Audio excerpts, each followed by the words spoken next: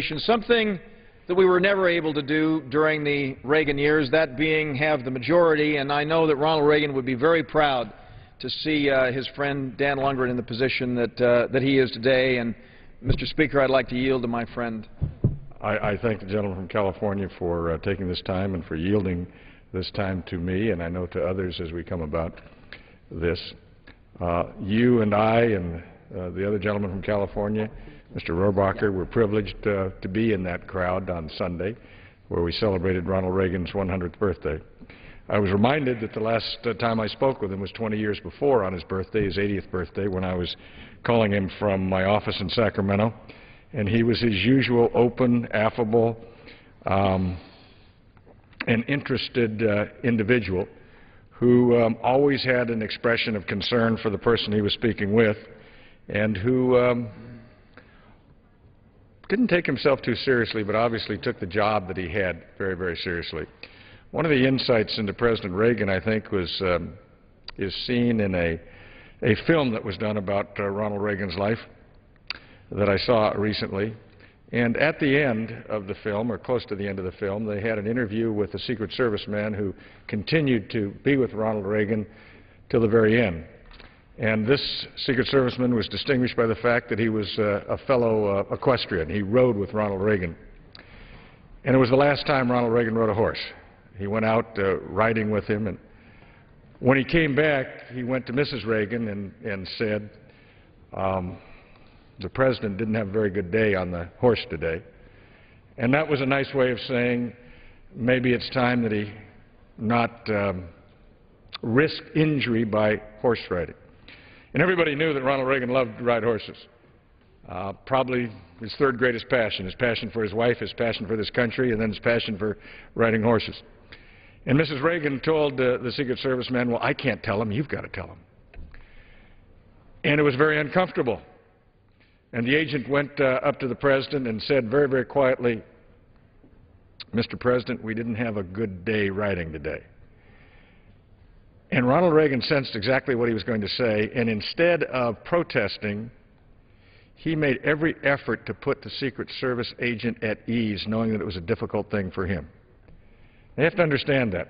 He was being told that something that he loved almost as much as anything else in his life, his avocation, some people play golf, Ronald Reagan rode horses. He's being told he could no longer do that. And instead of thinking about himself and the pain it was going to cause him and the lack of opportunity to enjoy himself, his first concern was for the person who was delivering that message to him, and he wanted to put him at ease. And that gives you a bit of an understanding of the character of the man who thought about what he was doing for others rather than what they were doing for him, or, excuse me, to put it this way, he thought more about what gratitude he had for what other people were doing for him rather than accepting praise for what he was doing in that circumstance. I remember the last great speech that I remember that Ronald Reagan gave. It was 1992 Republican Convention in Houston. And some of you may remember it. You've seen film of it if you weren't there. He wore a suit or a sport coat and a shirt that if we wore it, we would be told you don't wear those sorts of things when you're appearing in a political event. It was sort of a maroon or almost maroon to brown jacket, and I remember the shirt had a white collar and it had stripes that were the same color as the coat. And when he started to speak, and I was watching closely because my son, who at that time was in college, I'd gotten a pass to the floor of the convention, and I said, I want you to see the master speak, using that in quotation marks, because this may be the last great speech he ever gives. And when Ronald Reagan got up, he looked every bit his age. In fact, he looked a little bit tired. And as he started to speak, some young people in front of him began chanting his name and cheering him. And at first he couldn't hear very well, and then he realized what they were saying. And you saw that Ronald Reagan grin begin, and you saw him start to speak. And at the end of his speech, I guarantee you he was 20 years younger than when he started that speech. And he gave that vibrancy to the entire assembled crowd there in that convention hall. And I was so happy that I had my son there to be able to see this remarkable man give this remarkable performance at the end of his career. But when you think about that, sometimes you think maybe we just think about him as the communicator. And as we know, in the final address he made to the nation from the Oval Office, he said, some people say that I'm a great communicator. It's not so much that I'm a great communicator, it's that I was able to communicate great things that came from this country. And that always remained with me. I always thought Ronald Reagan had spent his whole life reading, thinking about this nation, thinking about the principles that made this nation great. And in my own mind, I remember whenever I met with him, with other members of Congress or alone, you had this idea that he had developed this philosophical or political schematic. And if you were speaking to him about a subject, he would put that schematic over that discussion. And if, in fact, it fit within those principles he developed over a lifetime, he would basically allow you to go do it. He would basically give you a charge, and he would be behind you, may not tell you the details, but he would be with you. And if you didn't, if you had something that was outside that philosophical, political schematic that he had developed over a lifetime, he would in some ways gently tell you that, no, I don't think we're going to do that. And you knew at that point in time that he wasn't going to be with you on it, but he was fairly, he was again thinking a little bit about you and the reaction that you would receive when he would tell you no. One of the most difficult things I ever had to do was to tell him no on the phone. I was in my office, he was calling on a vote, and I can't even recall what the subject was. And for some reason... If I can reclaim my time, I will tell you exactly what the vote was, because I remember it so vividly. It was the 1982 Tax Equity and Fiscal Responsibility Act. That may very well have been that. And he called me personally to talk to me about that. And I had the hardest time saying no to him. But I did. And the remarkable thing about it was that he didn't pressure me anymore. He didn't make me feel bad. He didn't say, well, we'll get you, you'll hear from us before, or you want something in your district. All he said was, I understand. I'm sorry I couldn't convince you. And I got off that phone. I knew I thought I was right in the decision I'd made, but I felt badly that I had to tell him no. And I think that was it. And one of the highlights of my first 10 years in the Congress was going to my alma mater, the University of Notre Dame, on Air Force One with Ronald Reagan, when he was going to unveil the stamp commemorating the 100th birthday of Knute Rockne. Or as he said, Knute Rockne, because that's what Knute Rockne's widow had told him was the proper pronunciation. And we flew there, and it was a gray day, a little bit of rain. We got in the Athletic and Convocation Center, and it was standing room only, spilling out.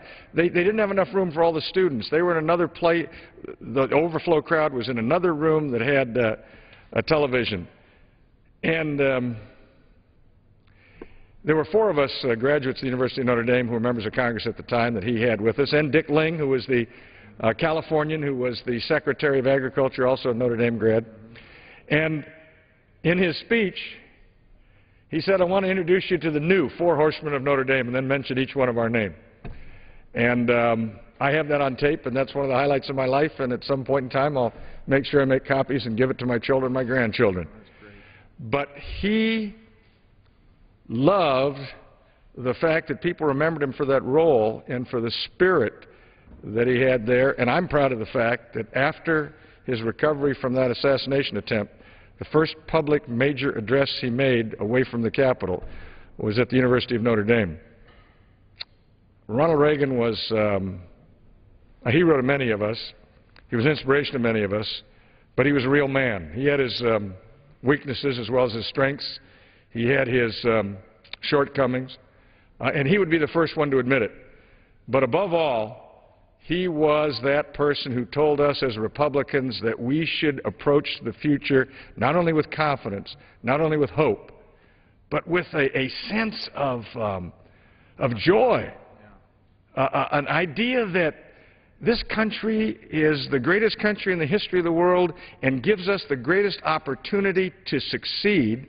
And he always felt a sense of gratitude that he was here, that he was born here, that he was allowed to raise himself up, and he thought that ought to be the opportunity given to everybody. And when he came into a room, there was just a feeling there that was not there at any other time. And it's hard for some of us to realize that he's been gone for, what, 6 years now? 6.5 years. 6.5 years, and that he'd be 100 years old today. And all we can say is we're not looking backward. We're trying to take the essence of the man, his commitment to the foundations of this country, his openness and his optimism, and utilize that at a time where we desperately need it. He never looked at a person, I never thought he looked at a person and thought, you're African American, you're Caucasian, you're Hispanic, you're Asian. He looked at you and said, you're an American. And therefore, I'm going to expect the best out of you, and this country is going to give you the opportunity to be the very, very best. So thank you for this time.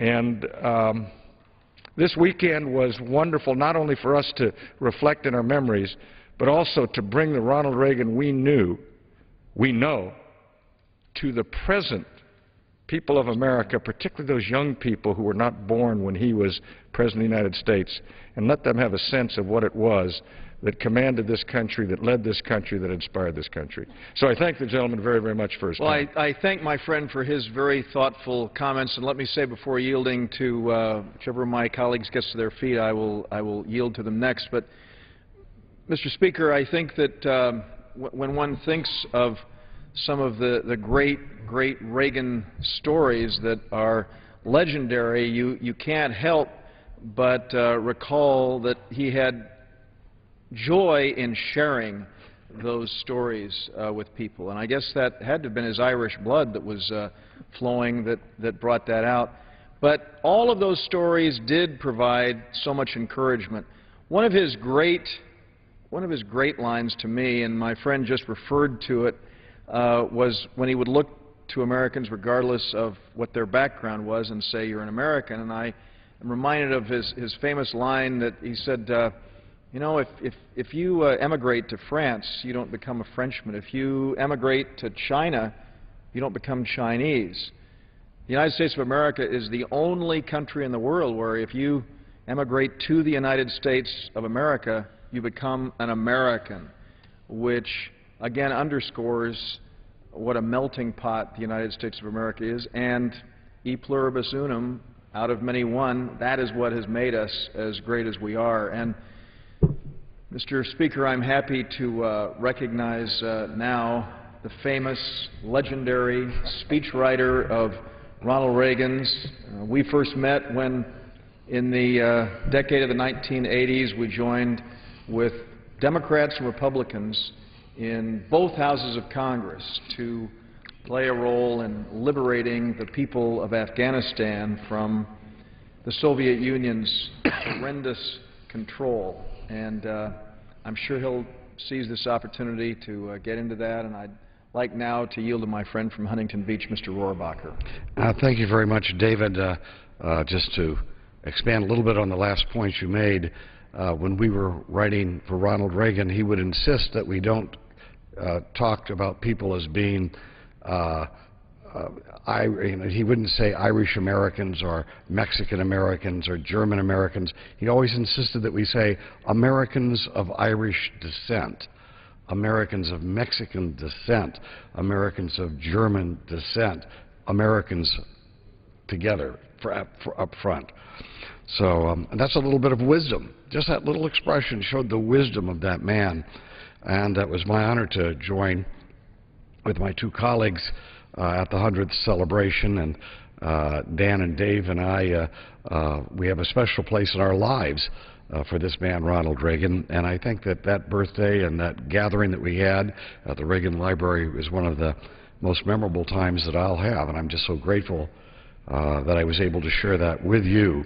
I think the Reagan Library is doing a terrific job, and they will then be able to carry on what we're talking about tonight so that younger people, people of 100 years from now, will get a good picture of this man who saved America and saved the world from tyranny. Also, the Young America's Foundation is doing a great job in restoring the Reagan Ranch, where Reagan spent so much of his time and got his inspiration, and they're having great educational activities up there. I, of course, met Ronald Reagan so many years ago when I volunteered as a youth organizer for his first campaign for governor. And I was in Youth for Reagan. I was the L.A. County High School chairman of Youth for Reagan, although I was a freshman at a junior college at the time. And after there had been so much infighting going on, the Republicans almost enjoy fighting each other as much as they do fighting Democrats and everybody else. Well, that was true back then as well. And there was so much infighting going on in the Youth for Reagan, they were going to eliminate it. And I got wind of this, and I had hundreds of kids out walking precincts. I thought this would be horrible for them. So I decided I had to talk to Ronald Reagan personally about this. And I found out what his address was, and at 2 o'clock in the morning, I hiked up this long driveway in Pacific Palisades up to his house. They didn't have a guard. Here's the guy, the candidate for governor, and nobody is there guarding the gate. And so I camped out on his back lawn. And the next morning, about 6:30, 7 o'clock, Nancy sticks her head out there. "What are you doing? Who are you?" And I had a little sign that said, "Mr. Reagan, please speak to me."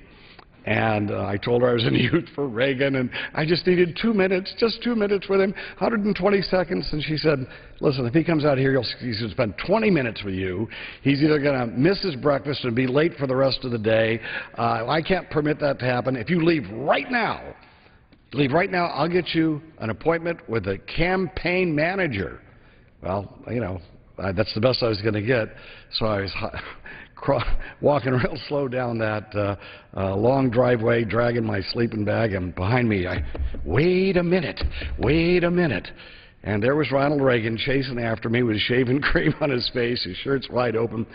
"If you can spend the night in my back lawn, I can certainly spend a few moments with you. Now, what's the problem, young man?" And, you know, he never let me down. I knew him for 40 years after that. He never let me down. He was sane, caring, wonderful person. That whole time. And as my life went on and I was active in his campaigns, I was with him for 8 months. From the morning he got up till the time he went to bed during the '76 campaign. So I knew everything that was going on in his life. I never heard him say the F word. I never heard him say, as the door slammed behind after someone who'd been saying bad things about him, I never heard him say that SOB or anything like that. Ronald Reagan was a wonder. He was centered, he was confident in himself, and he didn't feel threatened by people who disliked him. His way of doing things was always be very strong for the things you believe, very principled, be as strong an advocate as you can, but be very nice to people. Be very nice to people, even if they're on the other side of the table arguing another case. Well, If I could reclaim my time and just interject one little story here as we have a discussion here. I'm reminded that one of his domestic policy advisors, Professor Roger Porter from Harvard, had told me that he remembered sitting in the Oval Office with President Reagan, and a group came in and began just maligning and ripping him up one side and down the other, and the President just sat there patiently. And obviously he was on the opposite side of where they were, and they left. And Professor Porter looked to him and he said, "Gosh," he said, "why in the world, Mr. President, would you not respond to those people? I mean, they were so horrible to you." And President Reagan looked to him and said, "Well, you know, I can't control how other people act. I can only control how I act." And that was his response to that kind of attack. And I'm happy to. And I think that kindness in his personality is what was dictating how he would act. So I went on after that, and I was a freshman in college when he was running in '66. By the time his administration was over, I was a journalist. I was actually a reporter in Los Angeles. I graduated from college, and anyway, I was someone who was well known as going to the heart of the matter and asking the toughest question at all the press conferences. And he was now governor, finishing up his last couple of years as governor of the state. And I remember a press conference that I covered with Ronald Reagan. Dan Lungren would appreciate this because it was his Commission on Crime, and he was going to make this big announcement as to what his Commission on Crime was recommending. And I got up, and, of course, wanted to ask the toughest question, and the question was, Governor, you suggested, and many times have suggested in your speeches, that you are a Christian and that this is an important value to you. You base many of your judgments on your faith. How can you justify in Christian theology that you are taking someone, as the Commission is suggesting, that we expand the use of the death penalty, and that we take someone who is not at that moment a threat to another human being and is in custody and take that person's life? Isn't that contradictory to your Christian beliefs? And Reagan, you can see that he really took it so seriously, and he just said, I prayed about that so many times. I cannot tell you how much thought and prayer has gone into that very issue. And I sought religious help from people and guidance from various spiritual leaders, and I came to the conclusion, well, Dana, I came to the conclusion that if you're killing someone for vengeance, that is not consistent with what Jesus Christ has taught us. But if you realize you're taking that life to save the life of another because other murderers will be deterred from killing innocent victims, well, that's totally consistent. And I tell you, my view of Ronald Reagan and my admiration for that man went right through the roof. Well, what happened then, Evel Younger, who is Attorney General of the state, grabs the microphone and says, morality and religion have nothing to do with this. The people voted for the death penalty, and they're going to get it. My opinion of Reagan was that high, and I would just note Evel Younger ran for governor and lost. Well, this was the type of Ronald Reagan that I got to know. Very principled person. In '76, a year after that press conference, he ran for president, and I was about the only Republican that he could find in the press corps to hire as Lynn Nopsinger's assistant press secretary. And I traveled with him, as I say, through '76 and '80, and then went to the White House with him after that. And let me just note that when Ronald Reagan went to the White House, it has been, again, described so many times that our country was in such jeopardy. Freedom was in retreat. The Soviet Union was in the ascendancy. Tyranny. Many of us felt in the late '70s that our country would lose the Cold War and that the world would be dominated by this Marxist, Leninist, totalitarian ideology. And of course, our economy was near collapse and heading towards disaster. Ronald Reagan, when he was a young person, was a lifeguard. He saved 77 lives. That was such a part of his self-image of being someone who was going to save the day. And I saw that at work. I saw that at work and the tough decisions. And by the way, let me just note, I disagree with Jim Baker. I didn't see the bipartisanship that Jim Baker talked about. Maybe he did.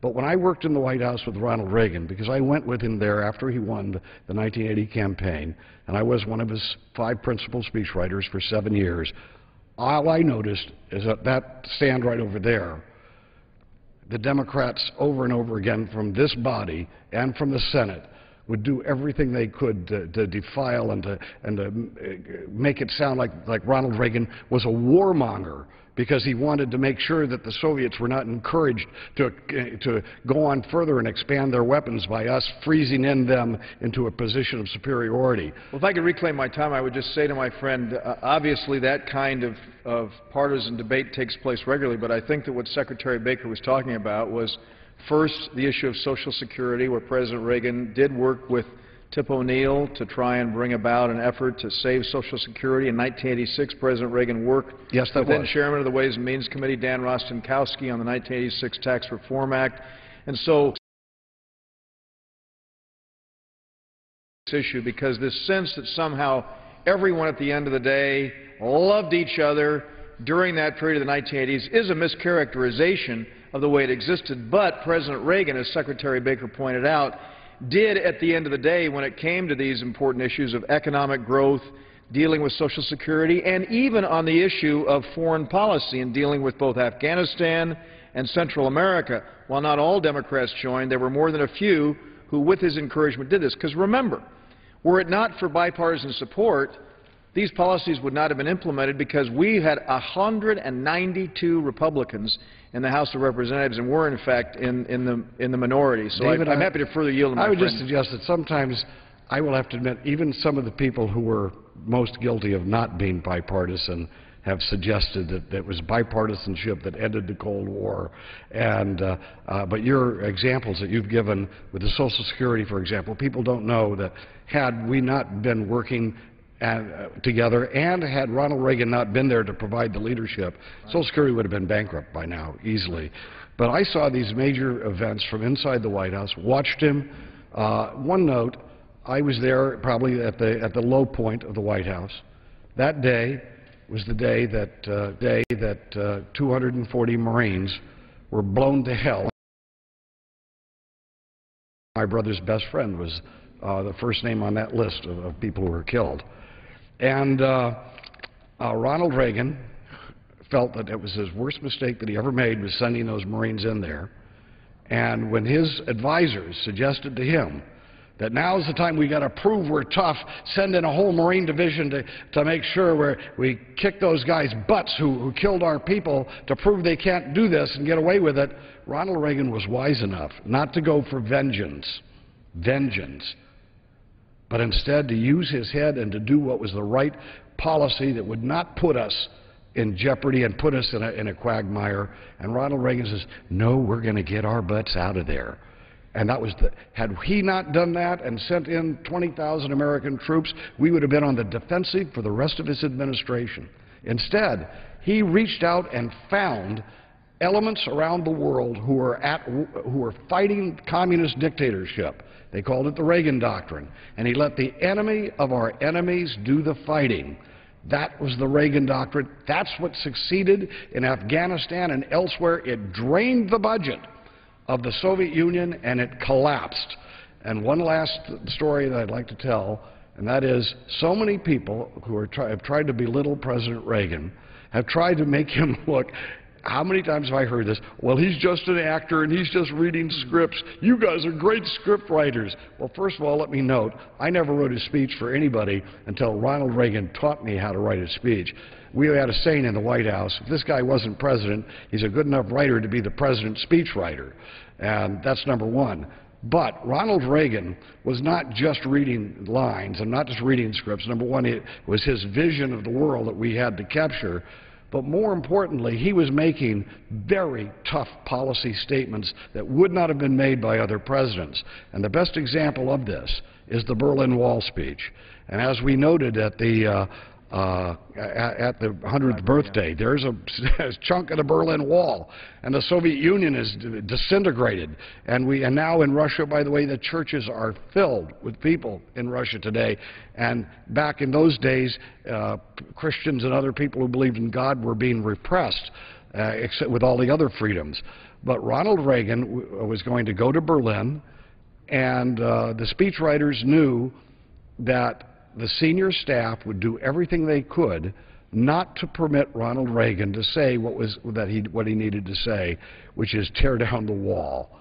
And so we had to plan on it, and actually we underhandedly got the speech to Ronald Reagan. I won't describe the great details that went through, but it was an avenue that we knew once we used it once would be closed up to us. And once Reagan saw the speech, it was, oh yes, this is exactly what I want to say. And then it wasn't the 5 speechwriters against all these senior advisors to the president. It was the speechwriters and the president. And George Shultz came in, and he was with us the other day, but during that time, he was yelling at Ronald Reagan that he was trying to reignite the Cold War by saying, tear down the wall. All of these people who now are very happy with Ronald Reagan and suggesting, oh, I was always... In this particular case and many others, they were telling Reagan not to do these things, especially don't say tear down the wall. I cannot tell you that how far it went. Colin Powell actually gave him a speech and said, your advisors want, all your advisors except your speechwriters want this speech, and it was the speech, same speech except tear down the wall. That page had been left out. And Reagan goes, no, I think I'll use the one I've got, thank you. Well, what happens is this. Reagan gets up and he is courageous. He's being told not to do this. This would be create the new Cold War animosities on the other side. He knew that this was a message to their leadership and to the people behind the Iron Curtain, that we were serious about our advocacy of democracy and freedom and peace. He knew that, and he knew if he didn't say it, it would demoralize all of those people. It would change history for the worse if he didn't say it. And he got up there and he made that strong statement. The next day, of course, we were all watching to find out exactly what was going to be the reaction.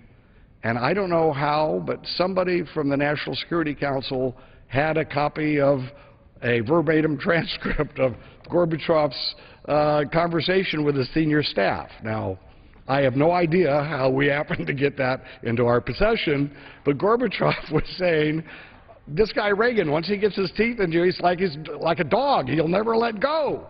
And we got to find a way to bring down that wall and maintain our dignity.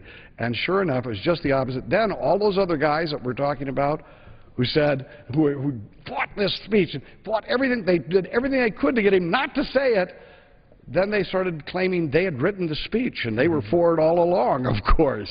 Well, the one great thing about Ronald Reagan, he had it right on his desk, and it was, there's no limit to what a person no limit can to what you achieve can do, as long as you don't if they don't care who gets the the credit.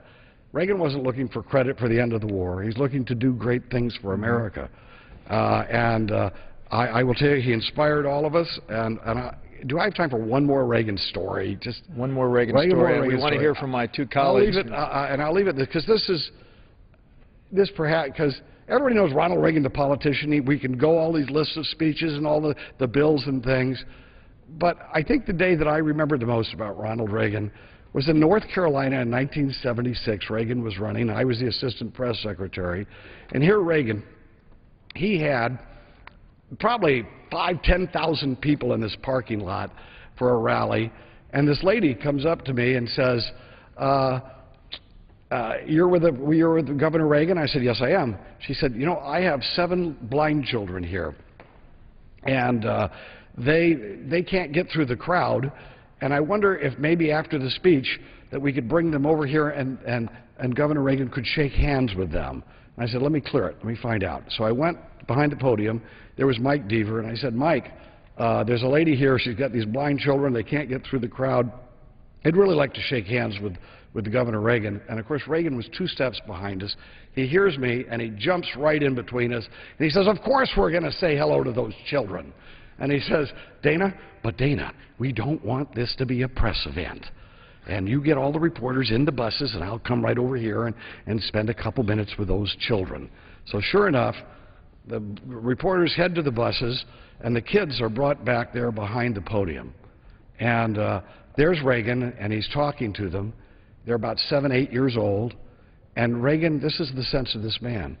And he says, you know, I know you can't see me, but maybe you'd like to touch my face so you can get a sense about who I am and what I look like. And, of course, they did. Now, imagine this. There's Ronald Reagan, a candidate for president, with 7 of these little kids, beautiful little kids, touching his face.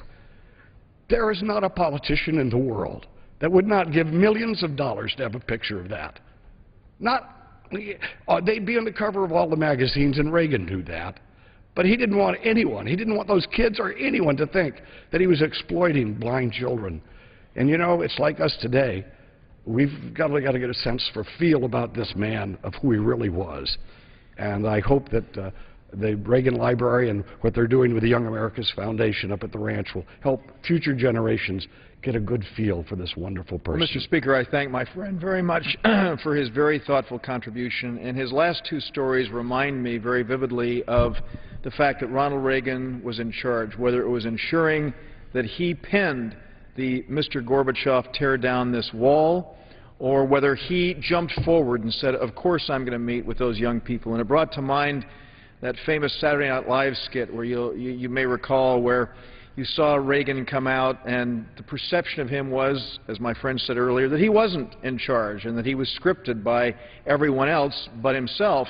And what they did on the skit was he came out and he met with some young children, and he shook hands with them and said, "Oh, how are you doing?" and was perceived as this guy who was a long way from being in charge.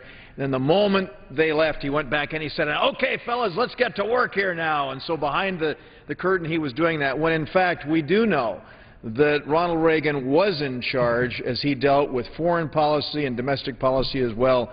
And I'm very happy that we're joined by my colleague who came to the Congress during the last 2 years of the Reagan administration. He came here in 1986, and I know was inspired by President Reagan. And he's a very, very thoughtful, hardworking member of the Ways and Means Committee and a subcommittee chairman, and I'm happy to recognize him this time, my friend, Mr. Herger.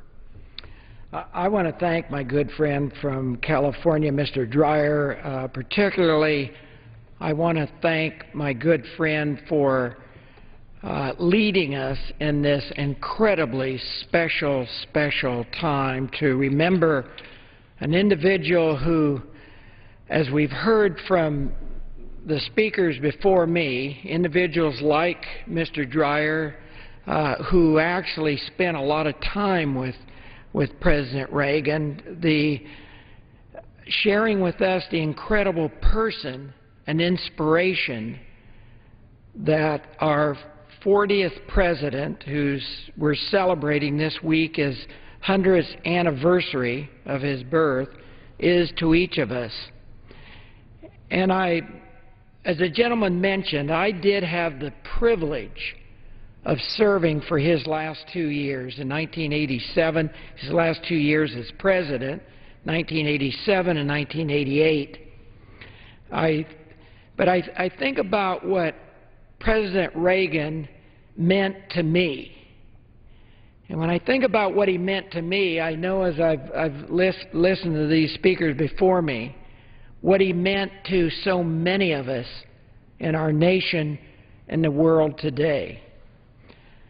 My friend Mr. Dreyer mentioned in his early remarks what the country was like in 1980 when he ran for president. We think what it's like today. We have over 9% unemployment. We have very low inflation. But in 1980, when President Reagan was running, we had not 9% unemployment, but 12% unemployment.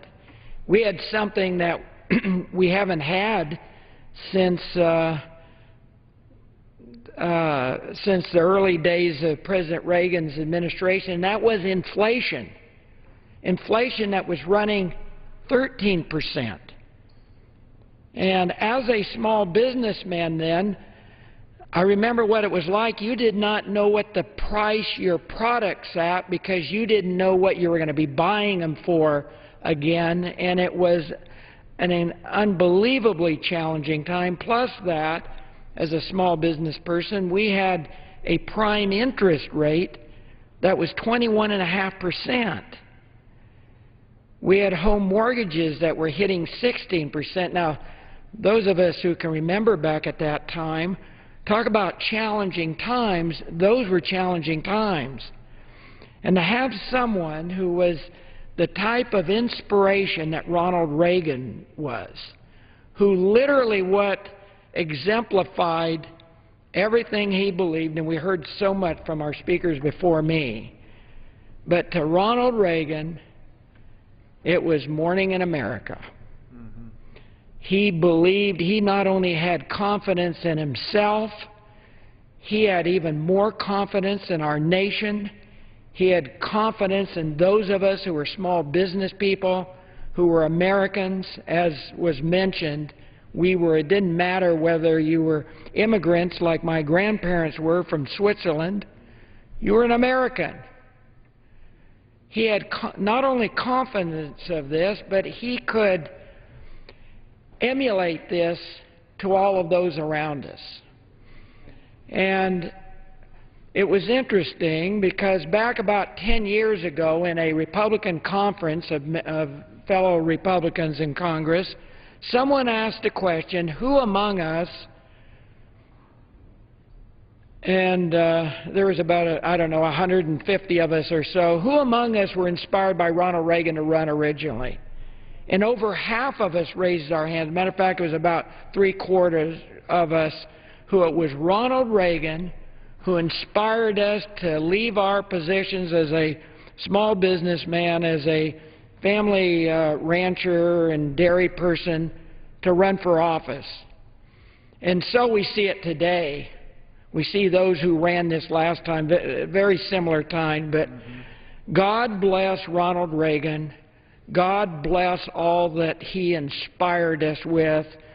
And Mr. Dreyer, I want to thank you for leading us, for being able, this is one of the greatest times of my life to be able to participate along with you and Mr. Lundgren and Mr. Rohrabacher and others, and remembering someone who I believe is one of the very greatest Americans ever to live, Ronald Reagan. Thank you. Well, Mr. Speaker, I thank my friend very much for his thoughtful remarks, and I wanted to assure him that it didn't begin or end this evening, but we are, in fact, in an entire year celebration. In fact, tomorrow evening, our colleague who represents the Ronald Reagan Library, Elton Gallegly, is going to be taking an hour out and talking about him as well. Now, to close out this evening, we're very pleased to have the newest member who was here on the House floor, who's already become a veteran, one of the great champions of the conservative cause in our state of California, my good friend, Mr. McClintock.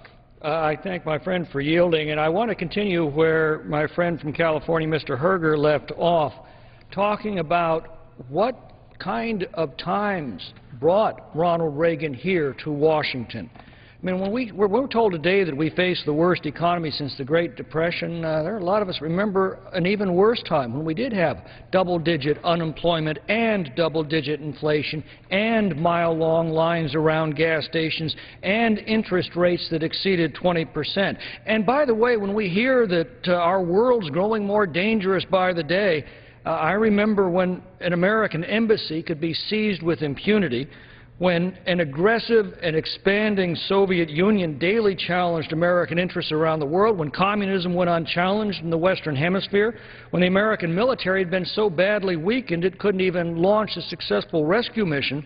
Perhaps we don't remember those days as vividly because they didn't last very long. At that dark hour in our nation's history, the American people turned to Ronald Reagan, who diagnosed our country's problems very accurately. In this crisis, he said, government is not the solution to our problems. Government is the problem.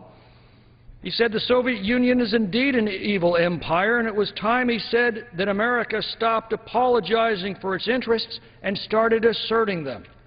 At the time, the American left excoriated Reagan. They warned that his policies would lead the nation to starvation and the world to conflagration. Instead, we enjoyed a period of American prosperity and world influence that was best described with the words, morning again in America. He reduced the tax and regulatory burdens that were crushing America's economy. He reduced government spending as a percentage of GDP. He restored America's military strength, reasserted American interests around the world. He stopped apologizing for America's greatness and started celebrating it. It was recalled earlier in his farewell address, Reagan attributed his success not to being a great communicator, but to the fact that he was communicating great ideas, the self-evident truths of the American founding. He did one other thing. He restored those self-evident truths as the foundation of our domestic and foreign policy. And as a result, our nation prospered and the world enjoyed a rebirth of freedom. Unfortunately, Reagan's successors gradually abandoned his policies, and Americans gradually let loose of those self-evident truths that inspired and animated those policies. But now, as our nation endures prolonged economic distress at home and increasing strife abroad, Americans are beginning to realize that our nation hasn't been struck down by some mysterious act of God. What's happened to our country is because of specific acts of government. And as Reagan knew, acts of government are fully within our power to change. Reagan charted the road back, our nation followed him down that road, and we discovered that, yes, it does indeed lead to a shining city on a hill. As we remember Ronald Reagan, all that he was and all that he stood for, let's also remember what he did and where he led us. It isn't too late to return to those policies and get back on that road. Mr. Speaker, I want my children to know what morning again in America actually feels like. I want them to know the optimism that America's best days are yet ahead, and to know the pride and confidence of American exceptionalism. On this centennial of Ronald Reagan's birth, let's not just remember him, let's follow his example and get our nation back on the road to freedom. And let those looking back on our generation say that just when it began to appear that our nation had forgotten Ronald Reagan and squandered its wealth and abandoned its destiny and forsaken its founding principles, this generation of Americans rediscovered, restored, and revived the memory of Ronald Reagan and the promise of the American founding, and that from that moment in time, America began her next great era of expansion, prosperity, and influence. And I yield back. Mr. Speaker, I thank my friend for his very thoughtful contribution and his dedication to the Reagan cause. As we think about where we are today, I said at the library the other night that I was privileged to be part of the Reagan Revolution, having been elected with President Reagan in 1980. But thanks to the 87 newly elected members who have joined us, I said what a privilege it is to be part of the Reagan Revolution, because I think that it does continue. If we look at, just on foreign policy again, the fact that Ronald Reagan, at a very famous speech that he delivered in the early 1980s at Westminster, talked about the need to develop the infrastructure, foster the infrastructure of democracy around the world, and he established the National Endowment for Democracy, which has made great strides in expanding the rule of law, political pluralism, the development of self-determination and democratic institutions around the world. And this is a war of ideas that continues to this very day. It is a war of ideas that consists of that struggle. It's peace and prosperity through freedom and democracy versus oppression and poverty bred of violence and hatred.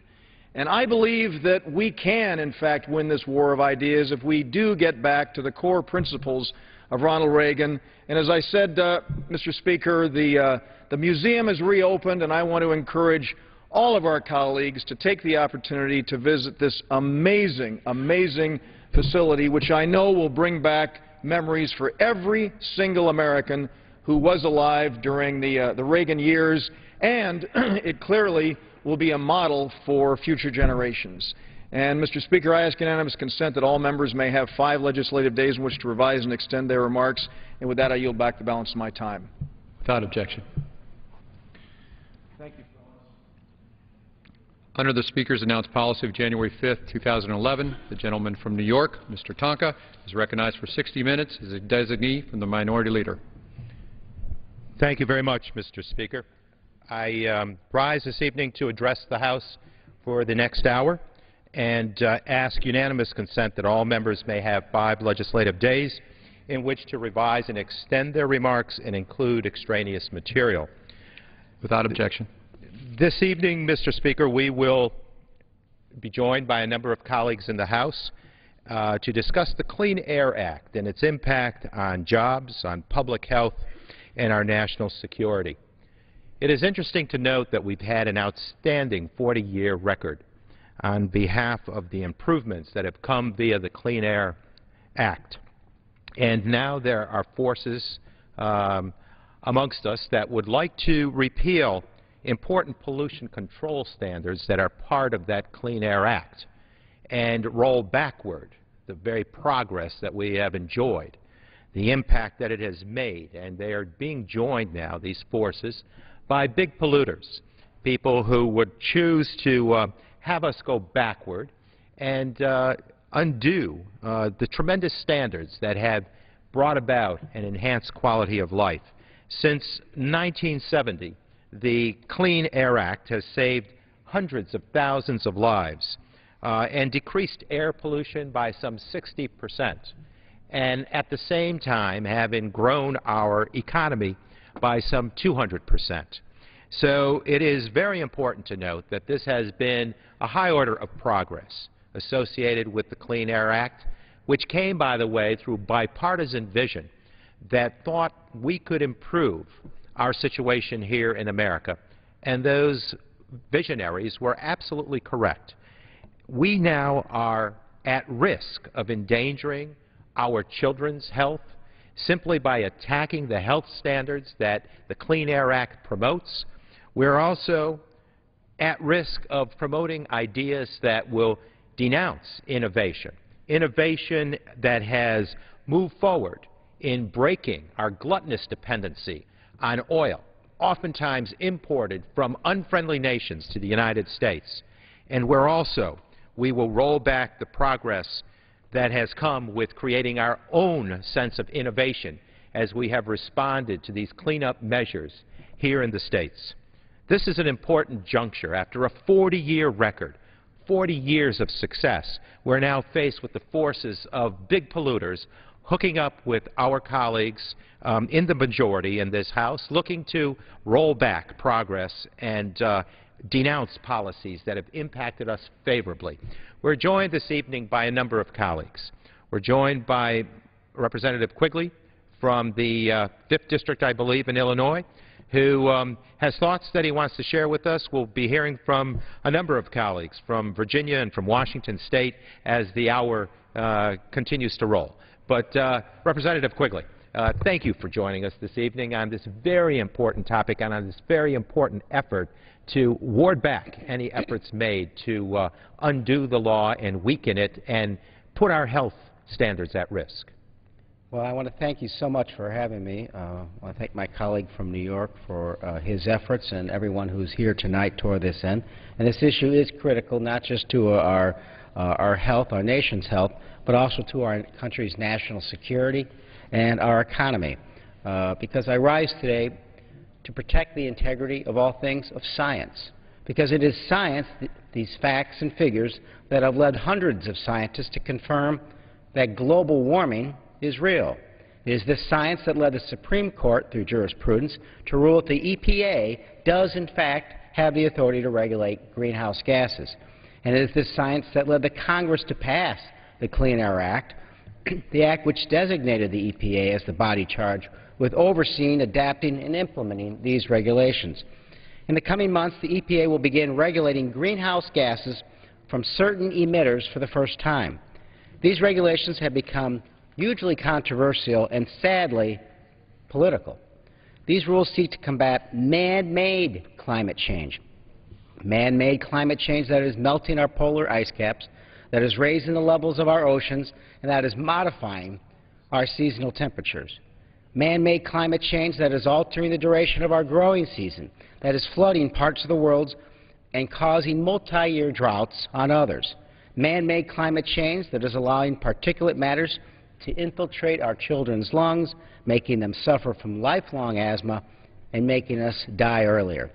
But some would argue these rules and these new regulations are burdensome, that they kill jobs, they imperil economic recovery, they are nonsensical, they aren't pragmatic.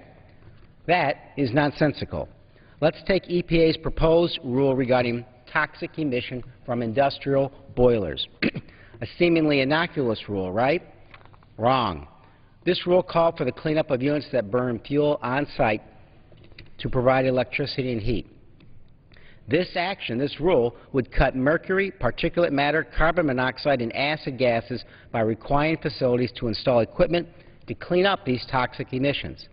The so-called job-killing rule would, as predicted, save from 2,000 to 5,000 lives each year. The need to crack down on greenhouse gases is based on sound science, the results of hundreds of peer-reviewed scientific studies that say that global warming is real and that man contributes to it. And if you're keeping score at home, there are 0 peer-reviewed scientific studies that say that global warming is not real and that man does not contribute to it. But more than that, the need to crack down on greenhouse gas emissions, the need to give EPA the tools to do its duty as mandated by Congress and deemed their responsibility by the Supreme Court. This issue certainly is lethal. It kills people.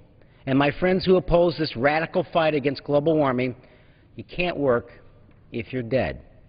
December 31st, 2010 marked the 40th anniversary of the Clean Air Act. The Clean Air Act has saved the lives of over 160,000 people, as conservatively estimated by the EPA. This issue then is a public health issue. Chicago is my hometown. It is in the midst of a public health crisis. We are the morbidity and mortality capital of the United States for asthma. Having 2 children who face this ailment, it strikes near and dear to home. We are dealing with skyrocketing rates of death due to asthma, but we're not the only city with this problem. A report released by the American Lung Association reported nearly 60% of Americans live in areas where air pollution has reached unhealthy levels that can and does make people sick. Yet, we're standing here on the House floor arguing against job-preserving measures, measures that will keep us alive and able to work, measures that will create jobs in clean and green industrial areas. As Al Gore said in 2005, it is now clear that we face a deepening global climate crisis that requires us to act boldly, quickly, and wisely. Attacks on the Clean Air Act and the EPA's ability to regulate greenhouse gases are a huge piece of the larger climate crisis, a crisis that has a hefty cost, our health and our lives.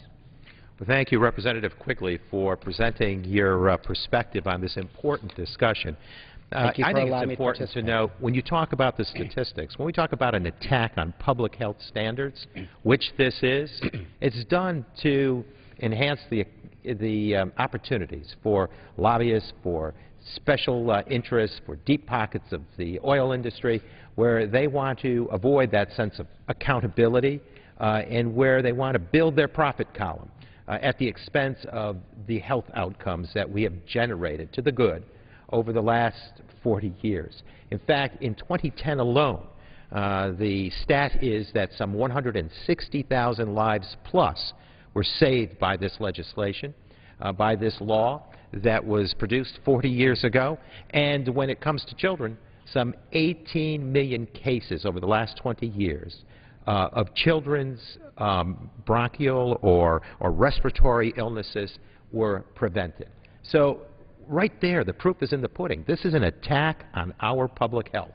And I think it's important to state it for the record so that when these forces of negativity come into play, they're checked for their wanting to roll us backward. So I thank you for joining us this evening, Representative Quigley. We're joined by Representative Conley from the 11th District, I believe, in Virginia. Do I have that right? You do, sir? Indeed. And it is always good to hear from you also, Gary. It's important, I think, that everyone share their perspective here this evening of what damage can be calculated here after 40 years of progress, and where there is an attack on our health care standards and on job creation, because as we all know, innovation to respond to the efforts of this law, the intent purpose, produces jobs and produces a technical response that is unique and provides for America to dig deep into solutions. My friend from New York is absolutely right, and let me thank him for his leadership in taking up the special order tonight on the all-important preservation of the Clean Air Act. I can't think, frankly, of a more reckless idea than repeal of all or parts of the Clean Air Act. It would transform the quality of life for all Americans. And our colleague from Illinois, his comments about having children who live in Chicago, the #1 asthma affected municipality in the United States, it really resonates with me. I also have a close relative here in the nation's capital. I represent the suburbs of Washington, D.C., and I can tell you that as a non-attainment region, we have significant health effects from our air pollution. We are a non-attainment region as measured by the Environmental Protection Agency, and cleaning up our air quality is critical to thousands of people and thousands of children whose health depends on the efficacy of the Clean Air Act and making sure it's fully implemented. I wanted just to share with my friend from New York and my colleagues tonight some of the costs of repealing the Clean Air Act, because I think Americans need to focus on that. It's not cost-free to repeal this all-important environmental piece of legislation. Thanks to the Clean Air Act, Americans will see gas consumption of cars reduced by an average of 30%, saving the average car owner over $2,000. That would be lost. Repealing the Clean Air Act amendment would increase OPEC imports by 72 million barrels every year by 2020. Repealing the Clean Air Act amendment will force Americans to spend $9.9 billion each year to Libya and Venezuela and other OPEC countries, not all of which have American best interests at heart. Repealing the Clean Air Act would forego savings for Americans of 77 billion gallons of fuel over the life of the vehicle sold in those years, representing $240 billion in benefits, including over $182 billion in fuel savings. In addition to undermining national security, repealing the Clean Air Act would cost thousands of premature deaths, which my colleagues were referring to. For example, the proposed EPA boiler max standard would save from 2,000 to 5,100 lives each year. Those lives would not be saved with repeal of the Clean Air Act. A report released by the American Lung Association recently reported nearly 60% of all Americans live in areas where air pollution has reached unhealthy levels that can and do make people sick, including right here in the nation's capital. Approximately 171,632 children and 544,013 adults have asthma in my home state of Virginia alone, according to the American Lung Association.